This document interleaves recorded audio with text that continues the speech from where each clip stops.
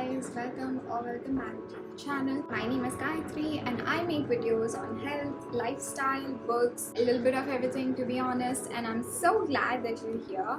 Today we're going to talk about health and some habits and routines that I practice to keep myself healthy and full of energy. Let's get started.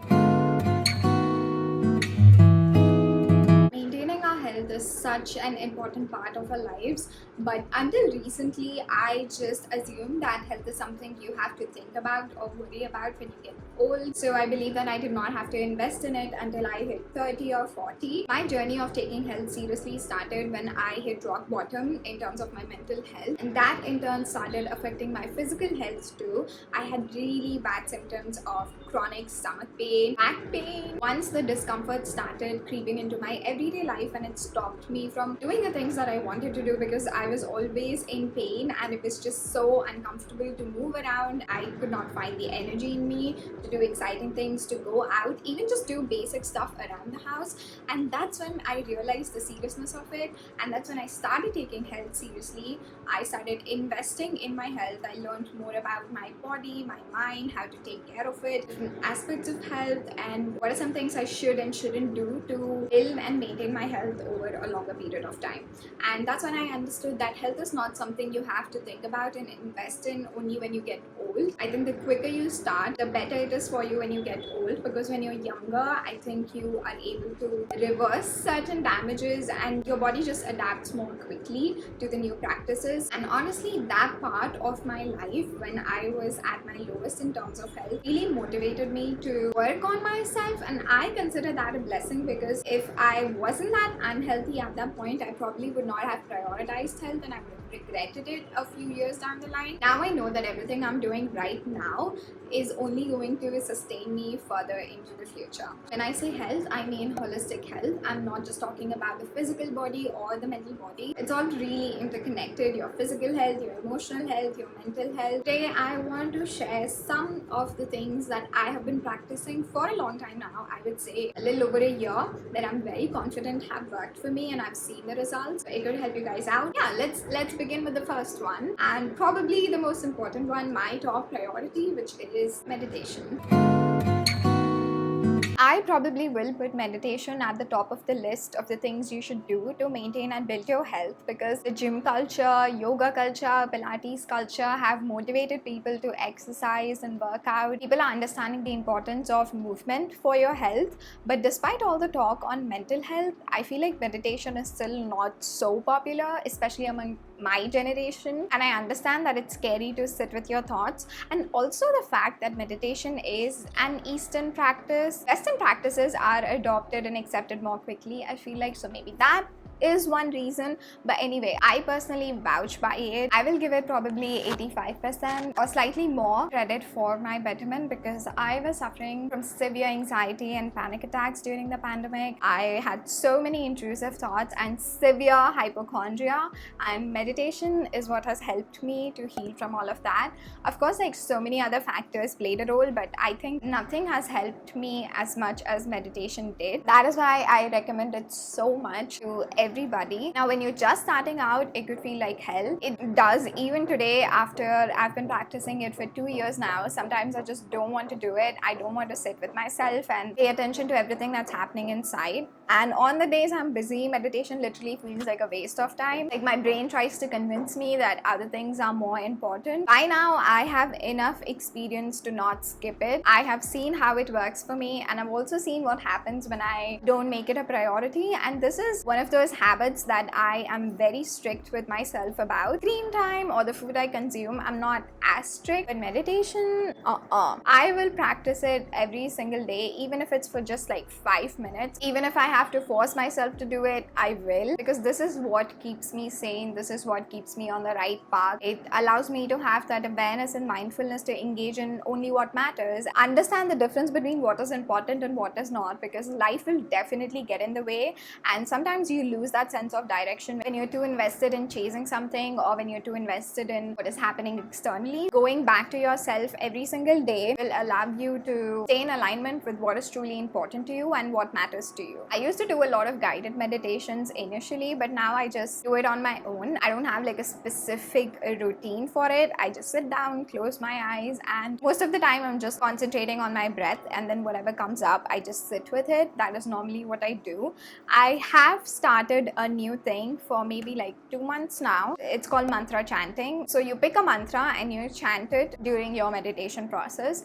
I chant the Om mantra. It's very easy, very simple, very effective. Om is considered to be the universal sound, so it basically allows you to connect with your inner self, your higher self, God, divine, collective consciousness, whatever you want to call it, they're all the same. The way I do mantra chanting is I use this thing. It's called a mala. I don't know what it's called in English. So this has got like 108 beads, and you place it on your fingers like this, just like that, and then you chant like Om, Om, Om, Om, and you go over like that, and you finish the whole round of it, and that is 108 times. You can do as many times as you want, as many times as you have the time for. It's so effective. I want everybody to try it. And I know, like, if you're Indian, it probably is very grandmash, but it's not. It's freaking cool, because the amount of things you can achieve by doing that, it's crazy. Like, it actually helps with manifestation. I have actually experienced that, so trust me on this and do try it. When I started out, I was practicing meditation to control my anxiety. It was basically for my mental health, but after practicing it for so long, it has become a spiritual practice for me now. Because of this consistent practice, I've come to a place where just this practice allows me to make better decisions. My intuition has improved like crazy. Like, I'm spot on with things now, because the more you are able to sit with yourself and not react to every single thing that is happening within you, you are able to take the right action. So if there's only one thing that you want to try out, or if you only have enough time to add one thing to your schedule, I would suggest meditation, because it might seem as if nothing is happening, you're just sitting down going within, but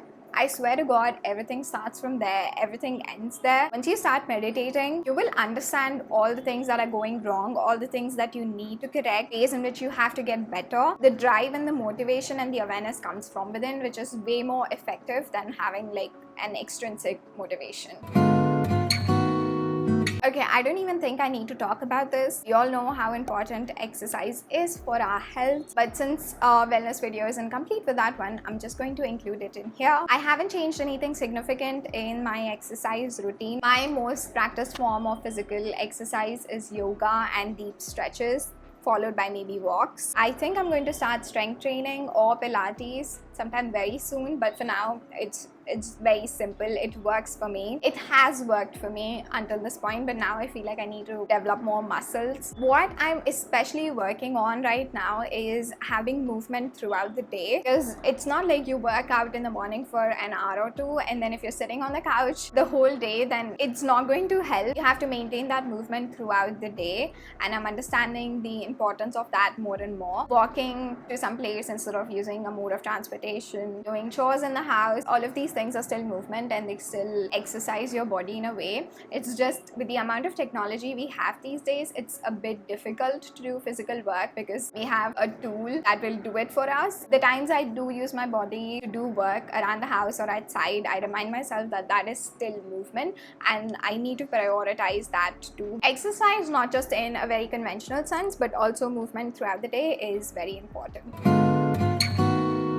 I give myself a few minutes every day to just think about what? Literally everything. It could be simple thoughts like, what will my next video be about? What are some tasks I'm putting off or I'm forgetting? And it could be more complex thoughts like, how am I feeling lately? What are some patterns I'm falling back into? But at this point, it's not about uncovering new things about myself or finding new ways to fix me. It's more about not forgetting everything I've learned so far and making an effort to keep integrating these habits and mindsets into my everyday life, because life can very easily get in the way, and if I don't consciously think about about my dominant thoughts or the actions I'm taking in my everyday life, then I can very easily fall back into the patterns that I've worked so hard to break out of. For example, I very easily fall back into the habit of using my phone all the time. It took me so much of restraint and discipline to be mindful about my screen time, but if I don't consciously think about it every single day, then I'll just be on my phone for hours on end, consuming. So giving myself these reflection periods regularly allows me to be more aware of what I'm doing unconsciously, so I don't get trapped in the same cycle over and over again. So you can do this through journaling, which has been my absolute favorite. You can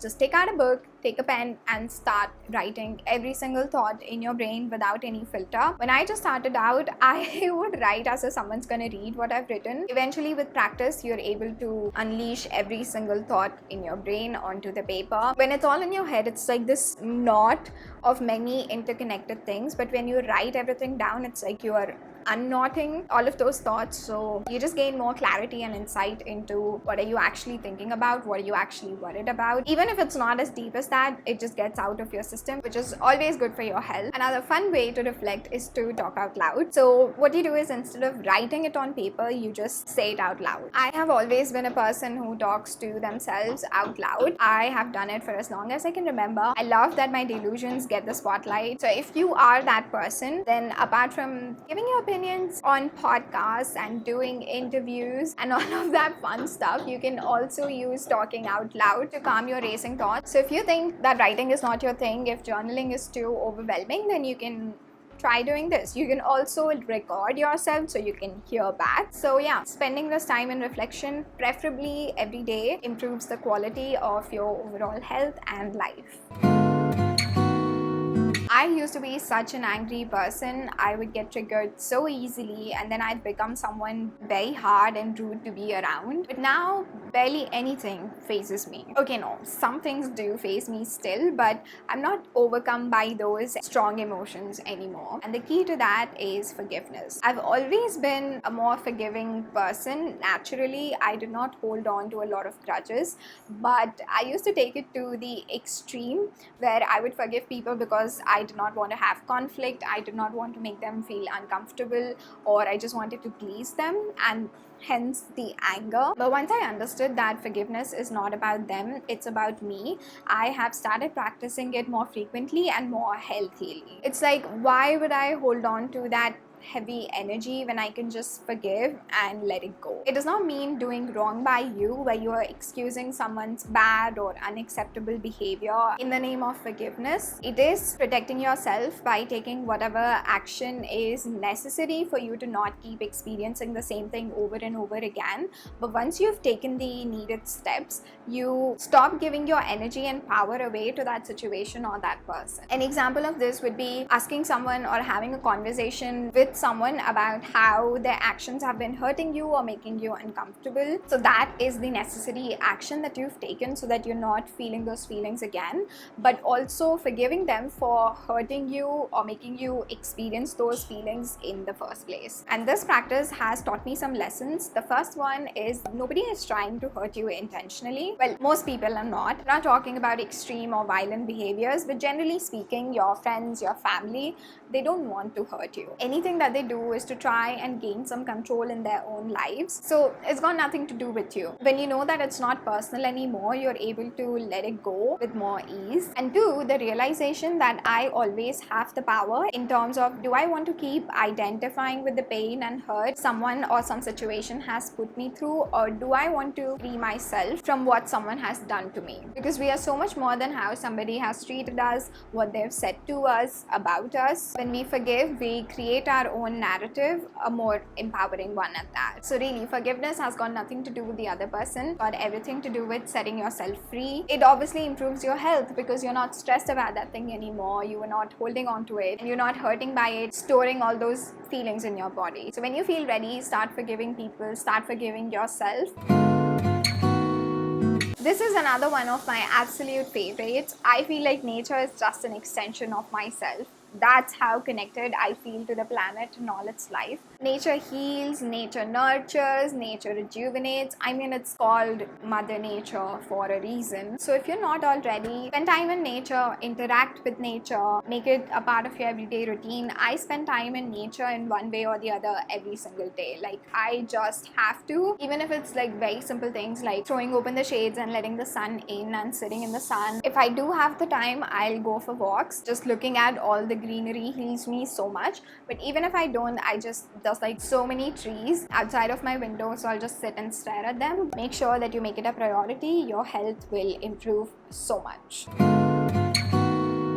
Okay, so this one, it's the last piece of the puzzle, the missing piece, if you will. Once I came across this concept, my entire life made sense to me, because all my life I was called lazy, incompetent, or stuff like she has so much of potential but she just wastes it, just because I did not fit into a box that was already made for me, the same box that is made for everybody apparently. And I tried all my teenage life trying to prove a point to these people that I am strong, I'm capable, I'm ambitious, that I can fit in with everybody else. But today when I look back, I can understand why nothing worked for me so far. Everybody is different and different people are made for different things. I am made for everything creative but also everything slow. I work the best when I'm not rushing to meet some standards that I don't even resonate with. Because of this, maybe it will take a while for me to be conventionally successful, and that's what we're talking about, conventional traditional success. But slow living literally redefines what success is, because for me, even if I'm achieving a small goal, I feel immense happiness and I feel very proud. It's literally equivalent to achieving a big milestone.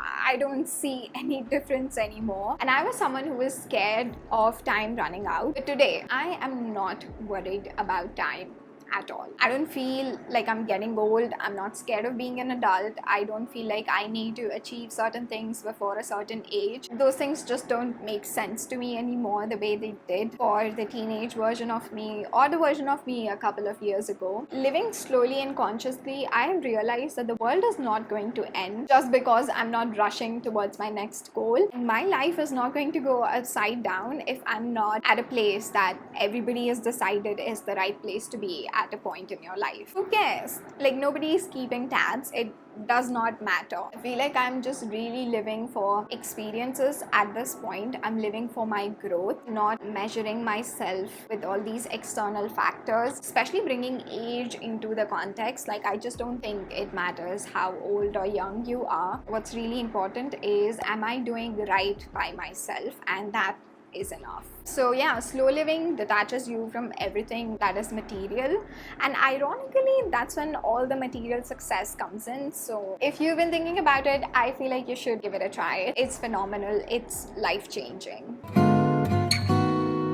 This is essentially about relinquishing control over things that are outside of your control. I have always been a person who wants to know everything before jumping into something, because I was scared of the outcome. I was scared of making the wrong choice. And because of this paralyzing fear of losing control, I was stuck in a constant state of inaction. But the more I started practicing detachment and surrendering, and meditation helps with this a lot, I started developing more self-confidence, because I started doing things without worrying about the outcome. I was able to take a chance. And there were times when it did not work out, but navigating this failure has allowed me to trust myself to deal with the bad things, the unexpected things. Plus, it's shown me that no matter what happens, in the end, it's all for my own good. So now when I pursue something I'm genuinely interested in and I detach from the outcome, I'm more authentic in my work, because then I'm not too focused on the outside, as in what is gonna work, what is everybody doing, what is trending, etc. etc.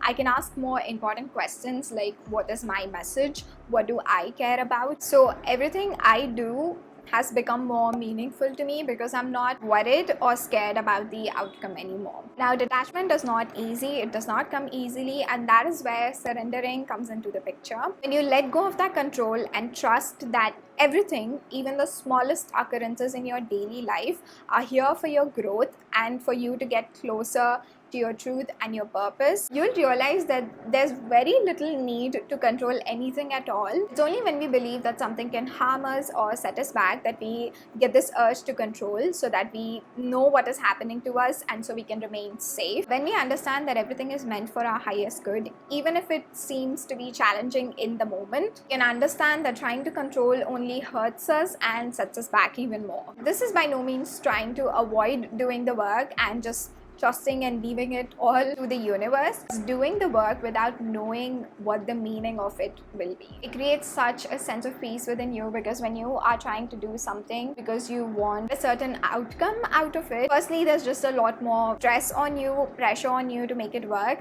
And secondly, when you don't get that desired expectation, it creates a lot of disappointment. But when you detach, when you do the work because it is your responsibility, because you're interested in it, then even if you don't get the results you want immediately, in the long run, firstly, you live a more meaningful life because you know why you're doing what you're doing. And secondly, when you show up from a place of authenticity in everything that you do, the results will automatically come, and they will be much more larger than what you can anticipate and expect. To put this simply, it's like thinking it all works out for me. So instead of thinking about all the things that are wrong, have been wrong, and so will be wrong, focusing on all the things that are right and good. Thinking about all the times it's worked out wonderfully well, hence it always will. But at the same time, not being completely disconnected from reality, taking uncalculated risks because it'll all work out. It's very easy to tip to these extremes, but when you find the middle ground, that is when it becomes very easy to move through life. I will give this channel as an example. A realist thinking would be knowing that it will take time for me to grow this channel. It'll take a while before I see good numbers. And an optimistic thinking is believing that if I work hard, then I will be successful inevitably. So instead of saying things like, but there are so many YouTube channels already, why would anyone watch me? Why do I deserve to be successful? What is different about me? Etc. etc. I have the understanding that yes, it is hard, but it is not impossible, and that I am capable of making this work. So an optimistic realist thinking is thinking about all the practical points, the logistics, but also believing in the best, sometimes impossible even. So you can dream but also take the necessary actions to make those dreams come to life. So with an optimistic realist mindset, it's like you have the intentions, you have the vision, but you also know what steps you need to take in order to get to that destination or that goal. This play is so important for our well-being. It boosts creativity, it improves mood, it increases self-esteem, because hobbies allow you to detach your self-worth and identity from your work. So please, everyone, develop a hobby if you don't have one already, and if you do have one, make time for it, because life isn't about making money, making moves all the time. Make time for play, for fun, for stupid fun. And also, while they are important, don't take it seriously. If you're taking it too seriously, you will be under stress to perform. And the whole point of hobbies is to find joy in the little moments. These are not the things you want to be or have to be good at. These are just to enjoy. That's it. I have many hobbies. One of my hobbies is singing. I hold concerts. I am collaborating with the best singers out there. Now, can I sing to save my life? I can't. But does that stop me from singing literally every day? No, it does not, because I enjoy it so much. It brings me so much of joy. It allows me to live in a world that is not my reality. It's almost like living in a parallel universe where I am a singer. So my imagination is working at its peak, and there are so many things that I enjoy but I'm not good at, I'm not the best at. It feels rebellious and thrilling to do the things that you're not good at, because in a culture where you have to be perfect at everything you do, it is so liberating to suck at something and still enjoy doing it. So please don't stop yourself from enjoying something just because you think you're not good at it. Stop caring about your skills. Hobbies are for pure fun and enjoyment. Honestly, if I were the president of the world, I would force every single person to have a hobby, because everyone needs to realize what a blessing they are, and it'll be a shame to never experience that in this busy little life of ours. So please make time for hobbies. Oh my gosh. Anyway, that was a big rant. We have reached the end of the video. These are some things, some habits, some routines, some practices that I wanted to share with you guys that have helped me a lot to maintain and improve my health. I hope you find them helpful. Thank you for being here. Take care of yourself, take care of your health. Health is wealth. Even if you're young, have a lovely day, and I will see you again.